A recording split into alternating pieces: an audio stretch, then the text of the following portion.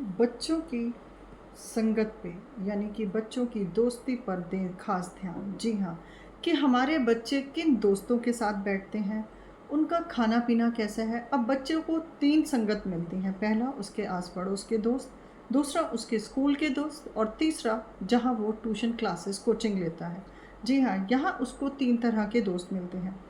पहली कैटेगरी जो हमारे आस-पड़ोस की आती है, अक्सर हम उन सबको जानते हैं और उन्हें हम उनके माता-पिता को भी जानते हैं, उनके संस्कार को भी हमें पता चल जाता है। परंतु स्कूल के अंदर बच्चा किन बच्चों के साथ बैठता है, किन के साथ उसका समय बीत रहा है। तीसरा कोचिंग क्लासेस।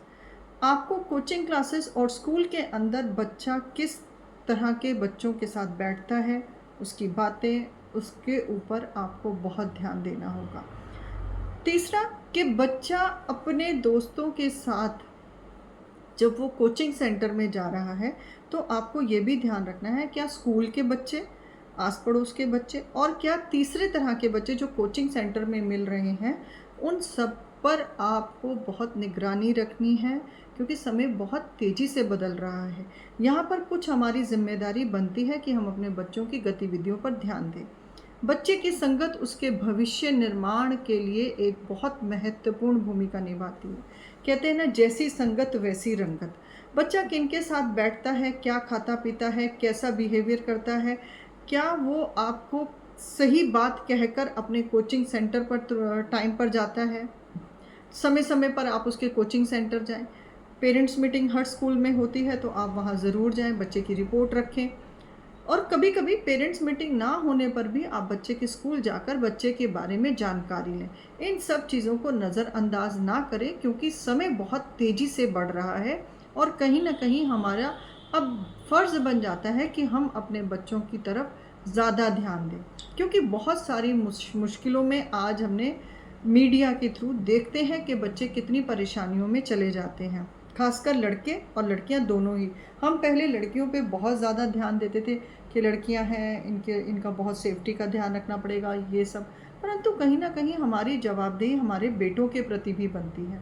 हमारे बेटे किस संगत में बैठते हैं, क्या खाते पीते हैं, क्या वो हमसे झूठ तो नहीं बोल रहे, क्या वो समय पर अपनी सभी जिम्मेदारियों को पूरा करते हैं। जी हाँ, इन चीज़ों का आप बहुत तरीके से ध्यान रखें क्योंकि यही हमारे बच्चे के भविष्य के निर्माण का समय है जहाँ पर हम कभी कभी चूक जाते हैं। यदि बच्चा किसी भी कारणवश पढ़ाई में अच्छा नहीं चल रहा तो आपको परेशान होने की ज़रूरत नहीं है। जितना उसको वो पढ़ रहा है उसकी रुचि अनुसार उसको देखें और समझें और जहाँ उसको अरुचि महसूस हो रही है, वो क्यों किसी चीज़ में रुचि नहीं ले रहा, तो उन कारणों को भी ढूंढना है।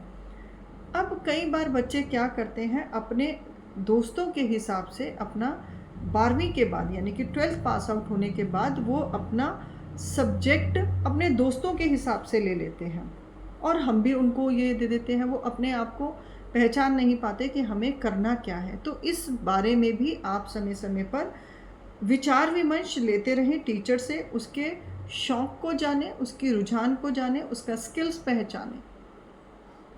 अब देखिए कि यहाँ पर बच्चा अपने करियर को कई बार अपने दोस्तों के साथ भी ले लेता है और हो सकता है कि दूसरे दोस्त अच्छे से कर पाएँ उस सब्जेक्ट को और आपका बच्चा ना कर पाए। तो यहाँ पर जैसे मैंने कहा ना, जैसी संगत वैसी रंगत। तो बच्चे के ऊपर उन बातों का बड़ा प्रभाव पड़ता है और वहीं पर बच्चा कई बार अपने करियर में भटक जाता है और आगे जाके वो बहुत परेशानियों को झेलना पड़ता है और कई बार वो परेशानियाँ वो एक्सेप्ट नहीं कर पाता। तो यहाँ पर बच्चे आज छोटे 12वीं क्लास के बच्चे कह लीजिए बहुत डिप्रेशन में आ जाते हैं, तनाव ले रहे हैं और जबकि उनको तनाव लेने के ऐसे कोई महत्वपूर्ण कारण नहीं है, परंतु कई बार संगत का असर ही उनके मार्ग को भटका देता है। तो हमारा सबका यही फ़र्ज़ बनता है कि हम अपने बच्चों के प्रति बहुत अवेयर हो जाएं क्योंकि उनका भविष्य हमारे ही हाथों में है। हमारी ज़रा सी देखभाल उनके भविष्य के मार्ग को और उनके जीवन को सही डगर पर ले जाने में बहुत मददगार हो सकती है। अब बच्चे कई बार कोचिंग क्लासेस में जाते हैं तो वो क्या करते हैं, वहाँ प्रेजेंट ही नहीं होते। घर से वो बैग लेकर कोचिंग क्लासेस में जा रहे हैं पर वो कोचिंग को अटेंड ही नहीं कर पा रहे। तो आपको यहाँ पर बीच-बीच में, जैसे मैंने पहले भी बताया, आप बीच में बिना बताए अपने बच्चे को देखने जाएँ कि हाँ, बच्चा सही समय पर अपने कोचिंग सेंटर में जा रहा है। ट्यूशन ट्यूटर से बेझिझक होकर उसकी सारी कमज़ोरियों के बारे में, उसकी स्ट्रेंथ के बारे में आप बात करें। क्योंकि आपके बच्चे का भविष्य अब दूसरों के हाथ में चला गया है। तो वहाँ पर हमारी ज़िम्मेदारी एक टीचर के साथ मिलकर, अगर हम ज़िम्मेदार सही तरीके से रहेंगे तो हम टीचर का और अपना जो संबंध है उसको अच्छा बनाकर हम अपने बच्चे के उज्ज्वल भविष्य का निर्माण कर सकते हैं। और हमारे सभी चाहते हैं कि हमारे बच्चे अच्छे बने, उनका भविष्य अच्छा हो, उनका उज्ज्वल भविष्य हो, क्योंकि जीवन के अंदर बहुत सारी ऐसी समस्याएं आती हैं जो हर इंसान को अपने कंधों पर ही लेनी पड़ती हैं। तो यहाँ पर बहुत बारीकी से सोचना है कि हमारे बच्चों की संगत 3 जगह पर: घर के आसपास के दोस्त, कोचिंग सेंटर के दोस्त, और तीसरा आपके बच्चे के स्कूल के दोस्त। कॉलेज तक बच्चा जब जाएगा तब भी आपको वहाँ देखना है कि बच्चा किसकी संगत, क्योंकि ये उम्र जो है वो बहुत तेज़ी से बदलाव लेती है, आकर्षण बहुत बढ़ जाता है हर चीज़ को करने की, ना चाह एक झिझक सी उनको दूसरे लोग खोल देते हैं। तो आपको अपने बच्चे की मर्यादा उसको समझानी है, उसको संस्कार देना है कि वो दुनिया के अंदर अपने अस्तित्व को कैसे बुरी चीज़ों से बचाए। कहते हैं कि हम छोटी-छोटी कहानियों से अपने बच्चों को सबक, एक अच्छी शिक्षा दे सकते हैं, उनको ज्ञान दे सकते हैं कि वो किस तरीके से अपने भविष्य का निर्माण करें। तो उनको कहीं न कहीं मोरल स्टोरी भी आप ज़रूर सुनाते रहें और खुद से सुनाएँ, क्योंकि जब हम बोलते हैं तो हमारा संबंध हमारे बच्चों के साथ बहुत ही मार्मिक होता है। तो वो हमारी चीज़ों को आराम से सुनेंगे। अपने बच्चों के साथ अच्छे दोस्त भी बने, अच्छे माता-पिता भी बने, अच्छे सलाहकार भी बने। क्योंकि हमारा दायित्व सिर्फ हमें बच्चों को जन्म देना या परिवार के अंदर बच्चों की पूर्ति करने तक नहीं है। हमारी जवाबदेही तब तक है जब तक हमारे बच्चे का भविष्य वो खुद ना समझ जाए।